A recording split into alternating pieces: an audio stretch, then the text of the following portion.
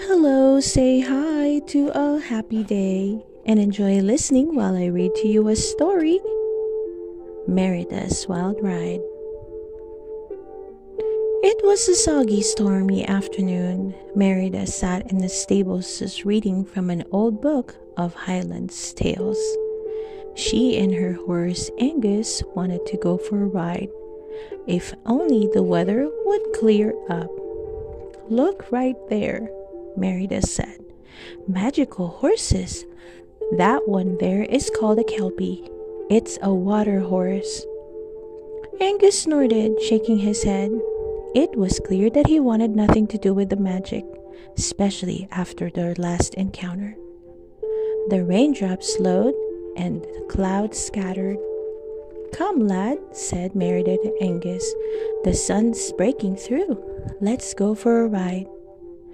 They galloped across the bridge and down the hill. Just as they reached the woods, a flash of gray caught Merida's eye. What was that? But Angus didn't want to follow whatever it was. Don't be a ninny, Merida cheated him.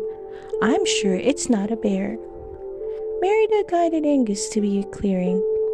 In it stood a magnificent gray horse. Its coat shimmered. Its mane was like fine silk. Breathless with excitement, Merida whispered to Angus, I know that horse is magical. The horse lowered its head as Merida approached. Suddenly, Angus blocked Merida's path. Angus, she called, don't be jealous, lad. This horse must be lost.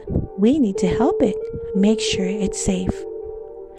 Merida talked to the gray horse and it responded with a soft whinny. She showed the horse that she was not dangerous, that she was a friend. She was excited to encounter a magical horse.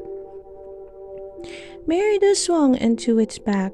She didn't have a bridle, but she knew she could guide the horse with her hands wrapped in its mane. The horse bolted, but Merida wasn't frightened.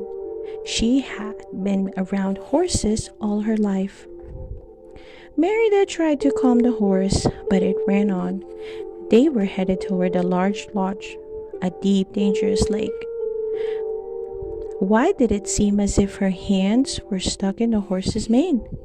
Were they entangled in its hair? The horse brushed against a tree and trapped rainwater fell down on Merida. Effortlessly, one of her hands came free. Ahead, a bridle hung from a tree.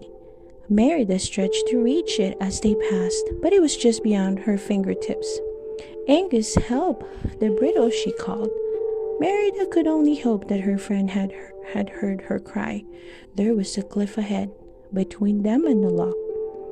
It'll stop before we get to the cliff, Merida thought, won't it? Merida tugged on the horse's mane. It didn't work. She even tried to slide off its side, but she couldn't move. Merida looked up at the sound of a whinny. It was Angus. He had galloped up next to them, and he was carrying a bridle. He tossed it. Merida caught it and slipped it over the charging gray horse's head. With the reins in her hand, she guided the horse to a path that led away from the cliff's edge. And just as they reached the shore of the loch, the horse finally slowed up to stop. Merida was no longer stuck. She jumped off. The stallion stood quietly. Merida looked into its eyes for an answer to what had triggered the horse's behavior. Something sparked her memory and she removed the bridle. The horse's head moved softly as if it were nodding before it galloped down the misty shoreline along the loch. Merida frowned as she watched the horse. Was it really racing into the water, or was the fog playing tricks on her eyes? Back to the stable, Merida looked at the book she had been reading. She found the legend of Kelpy. Once a bridle is put on a kelpy, the water horse will do your bidding, she read. She looked up at Angus. Was it possible? Had she been riding a kelpy? Either way, Merida would never forget her wild ride. The end. I hope you enjoyed listening to this story, Merida's Wild Ride. Please don't forget to hit that like button and subscribe to listen to more of our favorite book stories. See you soon!